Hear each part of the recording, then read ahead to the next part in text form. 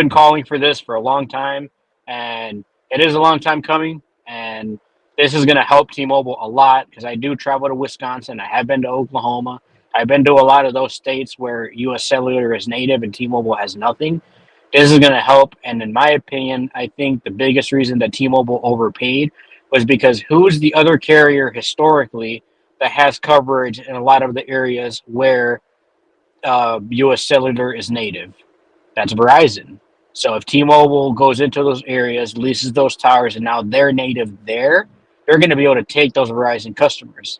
And another reason I think they're doing this also is to mitigate whatever churn that they're going to have from this recent price hike. And believe me, they are going to have a lot of churn. I have had a lot of customers coming in store to ask for port out pins and account numbers. So this is going to help mitigate that. Yes, it's going to take a little time, but they did this to mitigate the losses from the churn, from the price hikes, and they did this to go into Verizon and U.S. Cellular native markets where historical has little or, in most cases, no coverage. I think those are valid points. Yeah. Agreed.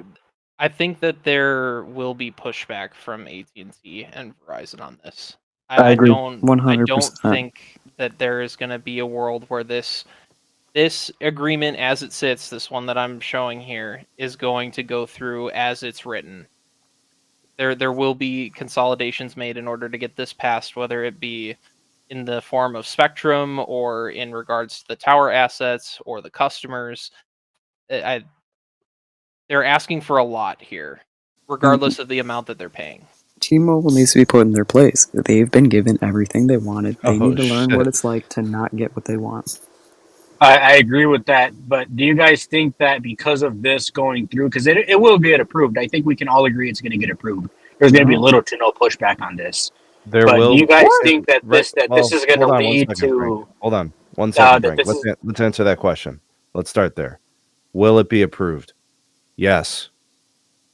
If regulators are doing what they typically do, which is not regulate, yes, it will get approved. If the competitors choose to engage, push back against this, fight it, I think we have a different outcome. All I'm going to say is this.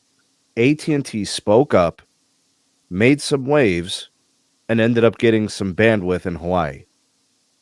There is precedent of at least one company saying one thing and getting their way. The squeaky wheel gets the grease.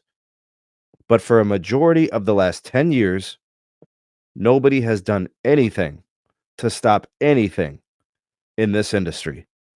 They quietly and patiently just wait on their next opportunity to take advantage of regulatory bodies that don't regulate properly. Now needs to be the time that someone steps up and says something. I don't care that T-Mobile keeps trying. They should just keep going until somebody tells them not to. Well, this should be the time that they tell them not to. They need to know what that's You guys like. ever play sports? Anybody here on this panel play basketball? Okay, when I used to play basketball, if we found a play that worked, we would keep running the play until it stopped working. Then we would change the play. That's just what you do in a competition. You exploit the shit out of something until you can't anymore. That's why Brady won 7 Super Bowls. They need to learn what it's like to not get what they want sometimes. Because, yeah, of course, I understand why they're doing it, but that doesn't make it right. They need to be put in their place. Someone has to step in and say, hold on, wait a minute. Why are they doing this? And what have they got these past few times they've tried this? I think the last failed merger was AT&T and T-Mobile back in like 2011. And T-Mobile made out like a bandit. Billions of dollars, 5 megahertz of band 12, and a 7-year roaming agreement on AT&T's network, which made them actually usable.